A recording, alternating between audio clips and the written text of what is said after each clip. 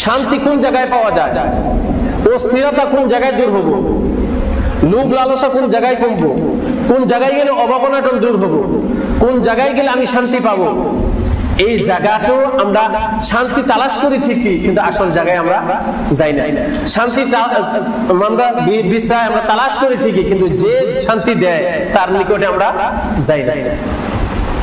এই যে দেখবেন রাত্রে হইলে ঘুম নাই, অমুকে বলে টাকা পাই, কালকে পোলাপানে কি খাবো, আবার এই আগামী মাসে স্কুলের বিল পয়সা দেন নাকি ছাত্র মানে পোলাপানে, আবার বলে যে দেখেন বাড়িতে চাল ঘুরাইতেছে, আবার ঘর একটা আদায় রয়েছে, ঘরটা পুরা করে নাকি, নানান টেনশন, আর ভালো লাগে না, শান্তি নাই, খালি শান্তি নাই, সবারই এক কথা শান্তি নাই।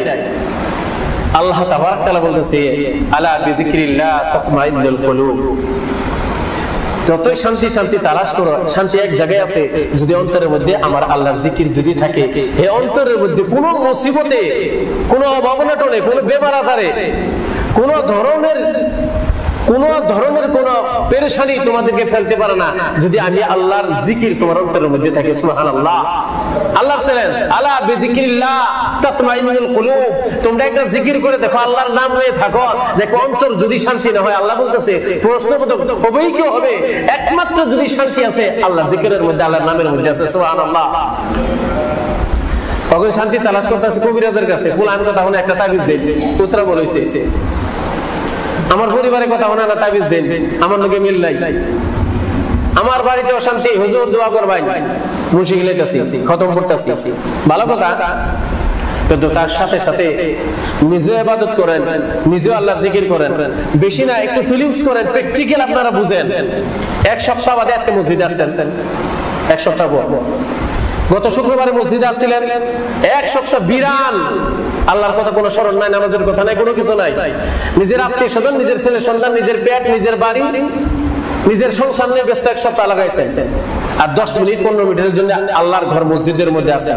এখন ফিলিংস করেন আপনি এক সপ্তাহ যে আপনি পেরেশানির মধ্যে আছিলেন, একটু সময় আল্লাহর ঘরের মধ্যে আছেন, এর মধ্যে তাফাতটা, ডিফারেন্সটা, পার্থক্যটা আপনারা তালাশ করেন, কত শান্তি পাওয়া যায়। সুবহানাল্লাহ, কত শান্তি পাওয়া যায়।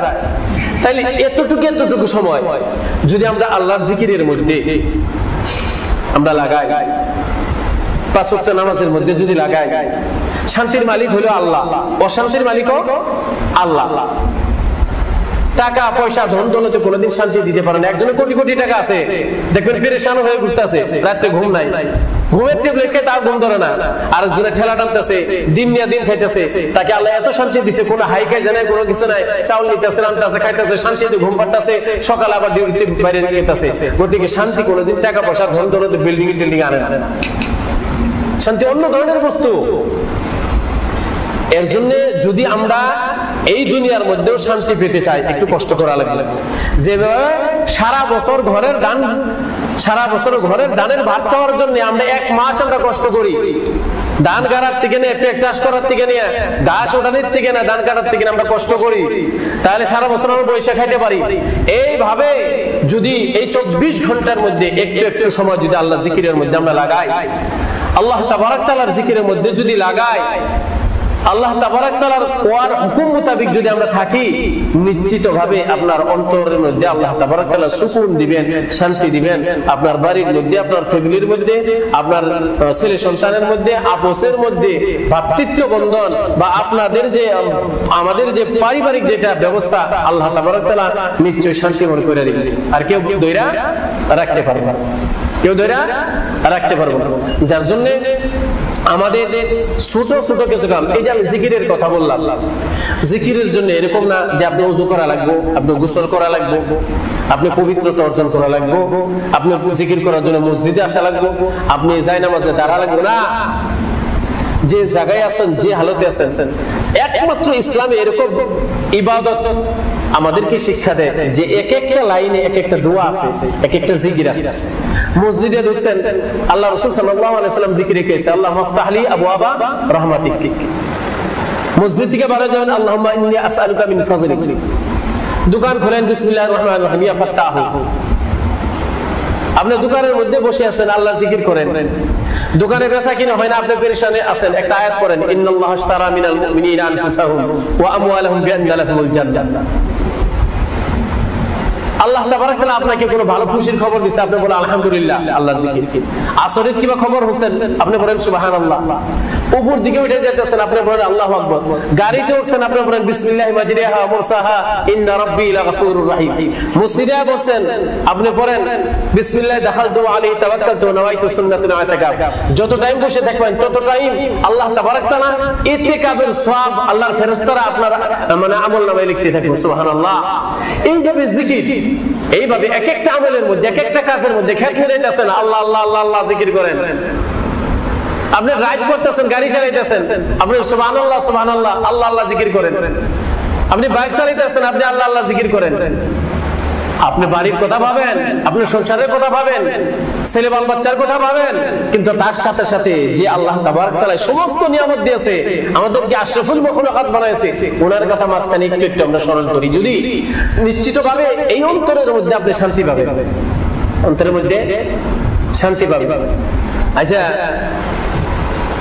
একটা মেসাল আপনি দেখেন, আপনাকে যদি কেউ 2-4 টাকা দিয়ে সহায় করে, আপনার মালিক ধরে আপনি তার কর্মচারী 2-4 টাকা দিয়ে আপনাকে সহায় করে, বা তার মাঝখানে দরমা 10,000 টাকা, উপরে 200 টাকা 100 টাকা আপনাকে দেয়, তখন এক জায়গায় যাওয়ার পর ওই মালিকের কথা যদি আপনি শুনেন যে আমার মালিকের কথা আব্দুর রহমান, ওনার কথা আলোচনা করতেছে কেউ, তা আপনার কতটুকু ভালো লাগবে? লাগবে না গো? নিশ্চয় ভালো লাগে, কারণ উনি আমার সাথে ভালো ব্যবহার করে, আমার 10,000 টাকা দরমা, তার উপরে মাঝে মাঝে 200-400 টাকাও দেয়, আর বহুত ভালো মানুষ। কেন ভালো মানুষ? আপনাকে সহায় করতেছে, আপনাকে দরমাহা দিতেছে, তাও স্বাস্থ্যের ক্ষেত্রে।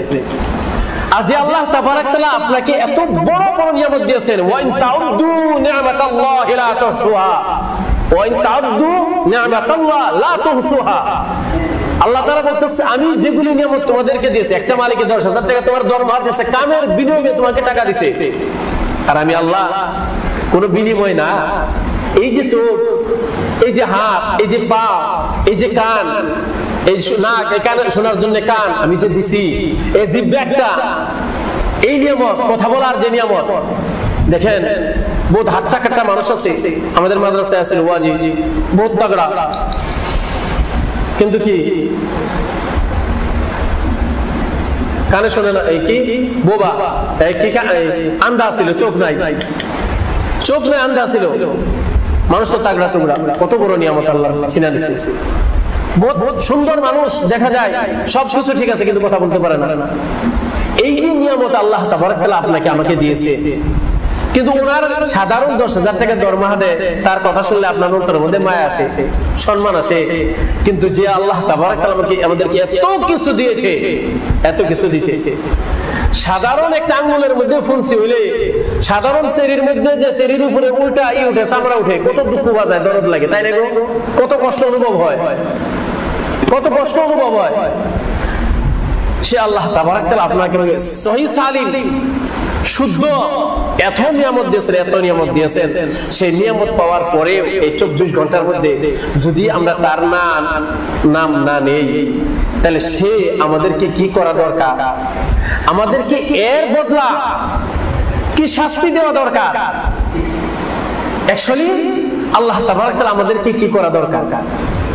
যদি আপনার বাড়িতে আপনার আব্বা বেঁচে আছে, আপনি উপযুক্ত হয়েছেন, বিয়াও করছেন, যদি 1 দিন 2 দিন 3 দিন 5 দিন 1 সপ্তাহ বৈশা খান, আপনার বাপেও আপনার বাড়িতে থাকতে দিব না। দিব কি গো? দিব না।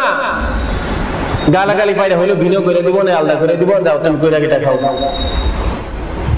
কিন্তু সেই মহান আল্লাহ তাবারক তাআলা এত সুন্দর সুন্দর আমাদেরকে নিয়ামত দিয়েছে, এত সুন্দর আমাদেরকে সিহত দিয়েছে, কিন্তু যে সময় আমাদের এই সিহত শেষ হয়ে যাব, তখন আল্লাহকে যদি আমরা বিছনায় ঘুরে দেখি, এই ডাকে কোনো লাভ হবে না, এই ডাকে কোনো লাভ হবে না। ইবাদত করা লাগে জওয়ানি অবস্থায়, যুবক অবস্থায়, কিন্তু যুবকরা বলে আমার বয়স আছে, সময় আছে, হুজুর করি রে, ওখানে আর কি করবো, এই বছর রোজা রাখতেছি, আগামী বছর তারাবি পড়িও, তার নামাজটা পড়ার লাগবে, বলে দাঁড়িয়ে, বলে বয়স আর চেংরা, আমি বিয়ে করি নাই। তো এইভাবে ফিলিংস, হায়াত মউতের কারো কোনো গ্যারান্টি নাই।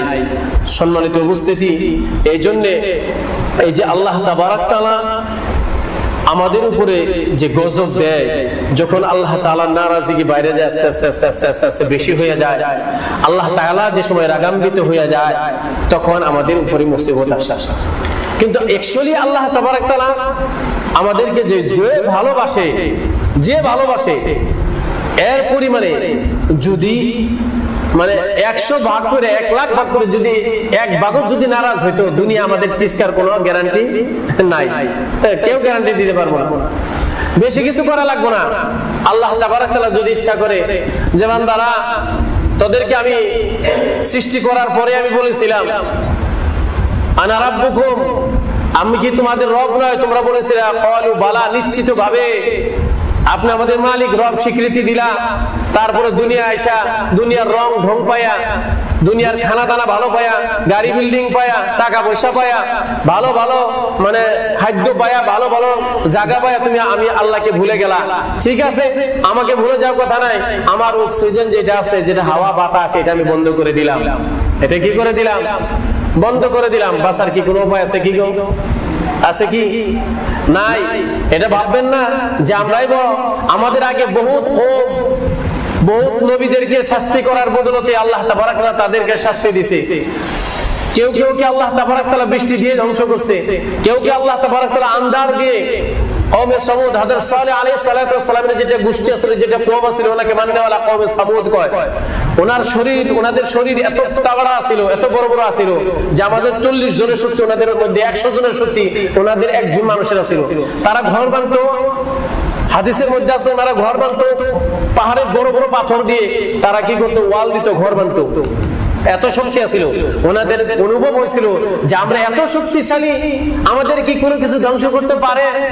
সালেহ আলাইহিস সালাম ওনাদেরকে বহুত ওসিয়ত করেছেন, আল্লাহর ইবাদত করো, আল্লাহর জিকির করো, আল্লাহকে ভুলিও না, আল্লাহর নিয়ামতের শুকর আদায় করো। তোমাদেরকে এত বড় বড় জিসিম দিয়েছে, এত শক্তিশালী তোমাদেরকে বানাইছে, আল্লাহর ইবাদত করো। যে আল্লাহ তাবারক তাআলা তোমাদেরকে বানাইছে, আল্লাহ ধ্বংস করতে পারে, ওনারা বিশ্বাস করতো না।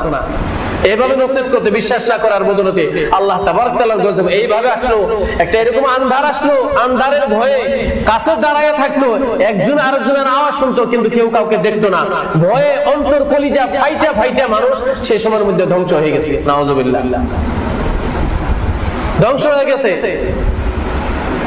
নূহ আলাইহিস সালামের জামানায় পানি দিয়ে ধ্বংস করে দিয়েছে। কত নবীদের সময় তুফানে ধ্বংস করে দিছে। তো এইভাবে সম্মানিত উপস্থিতি, আল্লাহ যে সময় নারাজ হয়, আল্লাহ তাবারক তাআলার নসিহত যে সময় মানুষের কানে ঢোকে না, যে সময় অন্তরের মধ্যে স্পর্শ করে না, যে সময় তারা ইবাদতের দিকে দাওয়াতি হয় না, আল্লাহর কথা স্মরণ করে না, আল্লাহকে বিলকুল ভুলে যায়, নবীদের তরিকা ছেড়ে দেয়, তখন কিন্তু আল্লাহ তাবারক তাআলার পকড়াও এসে যে আল্লাহ তাআলা যেটা এটা ধরে ফেলে। সম্পত্তি কারণে কি কম সম্পত্তি করেছিল? হাদিসের মধ্যে আছে ওনার কারণের গোডাউনের চাবির জন্য হাজার হাজার উটনির প্রয়োজন হইতো, শুধুমাত্র গোডাউনের চাবি বহন করার জন্য। তাহলে গোডাউন কত বড় হইতো, সে জায়গার মধ্যে সোনা দানা হীরা মণি মুক্তা কতটুকু হইতো, কত মাল হইতো। কিন্তু এরকম কিরবিন ছিল, এরকম কিরবিন দেখেন, এরকম কিরবিন আচ্ছা, কিরবিন তো বহুত মালদার আছে, কোটি কোটি মাল আছে। তখন যদি কেউ কয় তোমার পোলার নাম কিরবিন রাখি, কেউ রাখবো কি গো? 1 লাখ টাকা দিলে তো গরিব মানুষ হলেও রাখবো না, যে আমার পোলার নাম কিরবিন রাখবো না কেন? তার একটা বদনাম আছে, তাই না গো? তার একটা বদনাম আছে। কিন্তু আল্লাহ তাবারক তাআলা যে হুকুম করলো মাটিকে, এ মাটি কিরবিনকে ধর, সে লড়বারও চান্স পাইল না। তার সমস্ত ধন দৌলত হীরা মানি মুক্তা সোনা দানা সবকিছু এই জমিনের মধ্যে ধসে দেবে, সবকিছু শেষ, বিলীন হয়ে গেল, শেষ হয়ে গেল, তছনছ হয়ে গেল।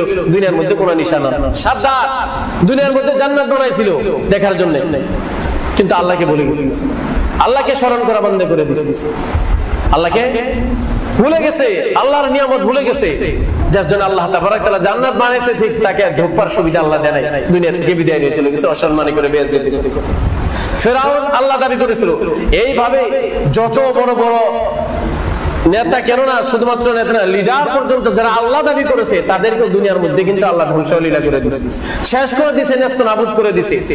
সম্মানিত উপস্থিতি, আল্লাহ তাবারক তাআলা বলতেছে ইন্না আকরামাকুম ইনদাল্লাহি আতকাকুম, আমি আল্লাহর নজদিক সবথেকে পছন্দনীয় মালওয়ালা না, ধন সম্পদ আলো না, সুন্দর না, বিল্ডিং ওয়ালা না, গাড়িওয়ালা না, আলিম হাফিজ না, হাজি গাজি না, আমার নজিক পছন্দনীয় হলো খাটা কালো বুড়া কোনো কিছুই না, কোন দেশের আরব দেশের তাও না, ইন্ডিয়ার না, আসামের না, বাংলাদেশ